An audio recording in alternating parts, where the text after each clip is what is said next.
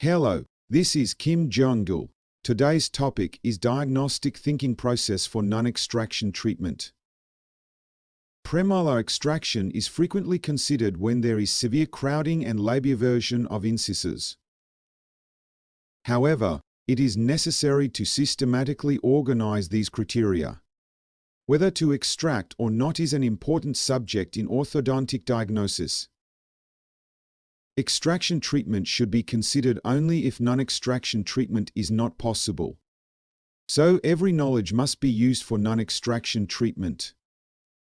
First, if there is a posterior crossbite or TPW is less than 30 mm, the arch should be expanded followed by strategic leveling. The arch should be expanded followed by strategic leveling. TPW transpalatal width is the shortest distance between mesogingival margins of the upper left and right first molars. McNamara stated that TPW should expand up to about 35 mm after the eruption of upper first molars. If the initial TPW is less than 31 mm, it is likely to be expanded to no more than 32 mm. So there will be a high possibility of crowding and labioversion of incisors in the maxilla. There are two types of expansion, which are SME slow maxillary expansion and RME rapid maxillary expansion. The expansion screw is turned 1 turn per day for RME and 2 to 3 turns per week for SME. The initial expansion will be greater in RME, but the total amount of expansion in the end is similar between RME and SME. If there is no posterior crossbite, I recommend the use of SME. Pay close attention to the Adams clasps on the first premolars and the first molars, because after a month of expansion the Adams clasps on the first premolars will be removed for strategic leveling of the incisors. Narrowdental arch can also be expanded by arch wire, and expansion becomes easier with strategic leveling. The same principle applies to the lower dentition. Expansion of the lower arch can create space for crowding.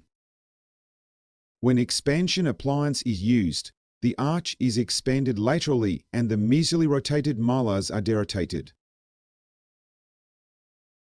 In occlusal view, the tooth movement is effective in first-order bends. But in lateral view, expansion appliance is ineffective in controlling anteroposterior and vertical second-order bends. Therefore, after expansion appliance is used, I perform strategic leveling in order to produce effective tooth movement in both first and second-order bends. This figure shows a deep curve of Wilson, which is evaluated by laying a flat plane on top of buccal cusps on the mandibular dental model, and measuring the distance from lingual cusps.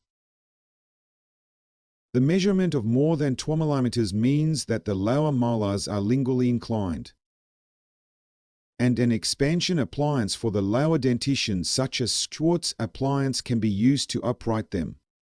As can be seen in this figure, arch can be expanded by uprighting lingually inclined molars. And anterior crowding can be aligned in gained space while minimizing labioversion of the incisors.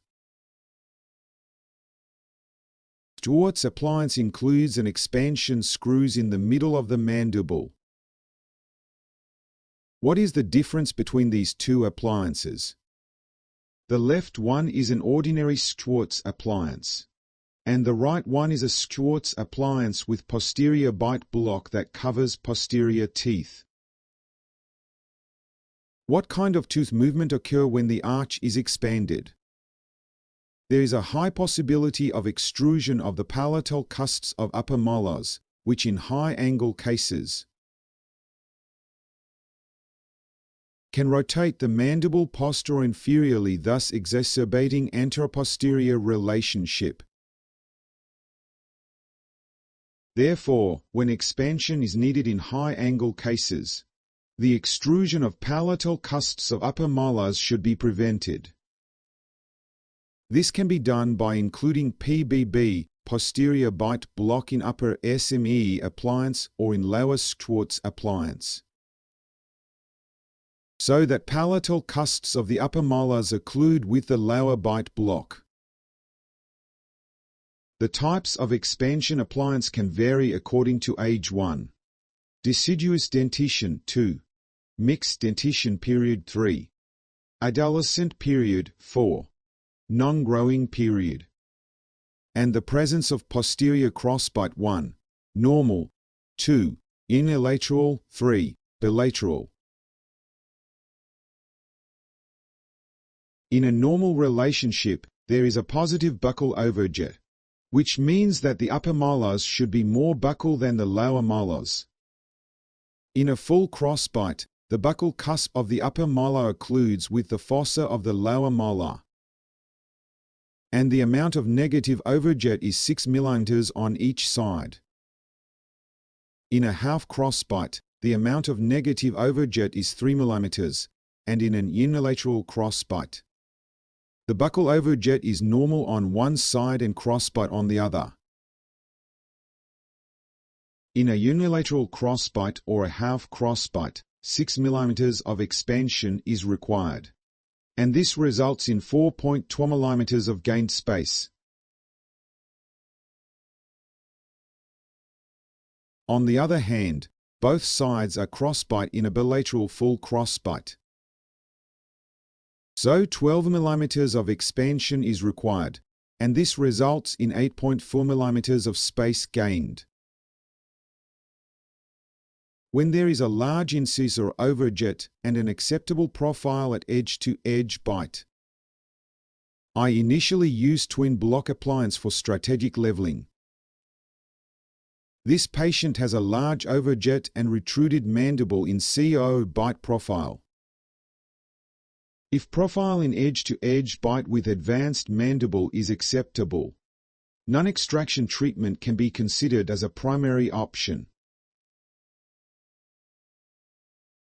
When there is a large overjet but an acceptable profile in edge-to-edge bite, twin block appliance can be used for non-extraction treatment, and expansion screws may be included if either the maxilla or mandible needs to be expanded. Also in twin block appliances when expansion screws are included, it is recommended to use Adams clasps on the first premolars and the first molars.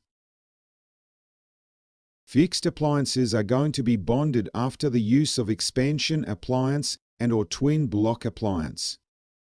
The main treatment procedure is strategic leveling rather than expansion and functional appliances. If your on-to-lip line is more than 5 mm and UOP is steep with more than 15 degrees, the upper incisors are intruded prior to strategic leveling.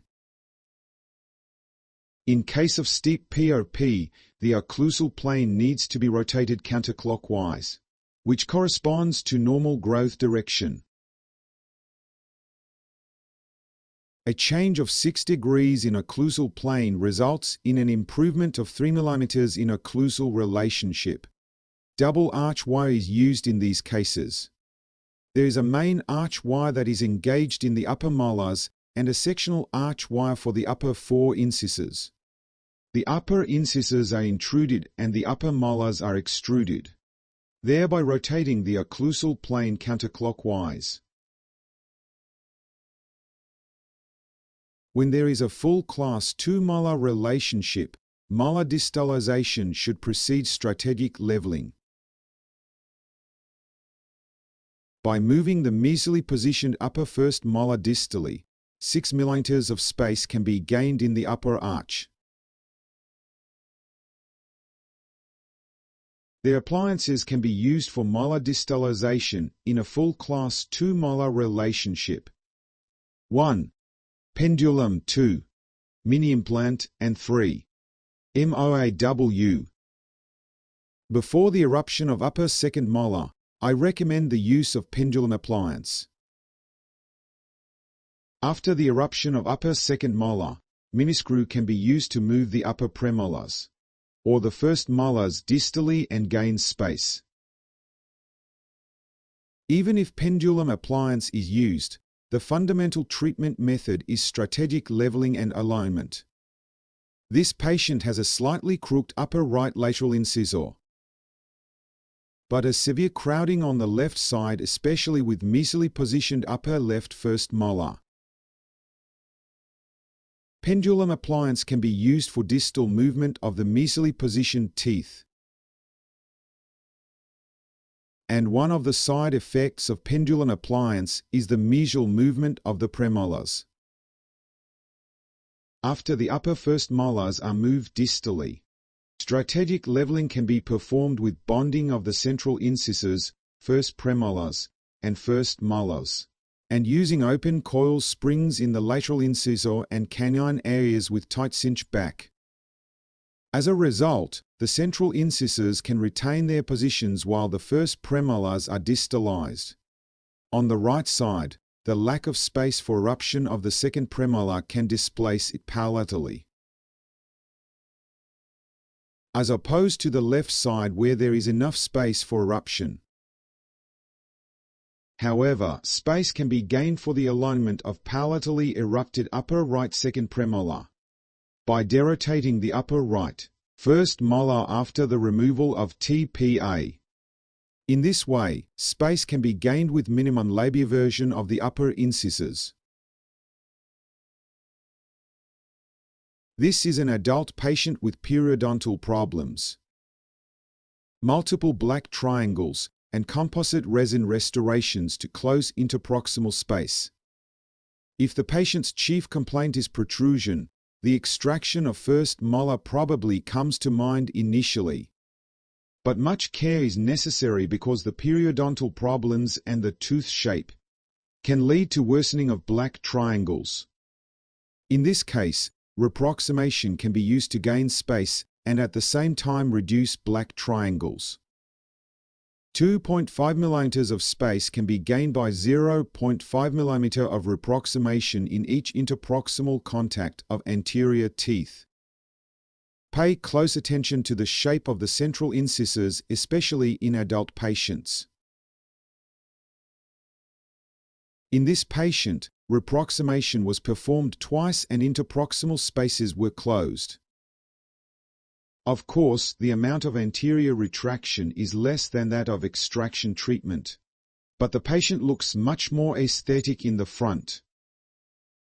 As you can see in this superimposition, the upper anterior teeth are retracted, and the initially mesially angulated lower molars are uprighted.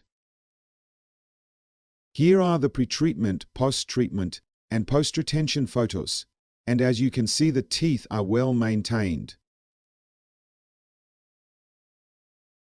I used to treat adult patients with protrusion and triangular-shaped teeth by extracting the first premolars. The resultant profile was improved, but when looked in front, the black triangles were severe. These cases with adult patients require careful attention, and reproximation can be used to create space and retract anterior teeth. Only if not enough space can be gained from this procedure, extraction is needed. Teeth should not be extracted just because there is a crowding and lip protrusion. You should first think about how to gain space, and if it cannot be done, then teeth can be extracted. Which teeth to extract is a subsequent matter. If possible, non-extraction treatment should be the primary choice. Thank you for watching.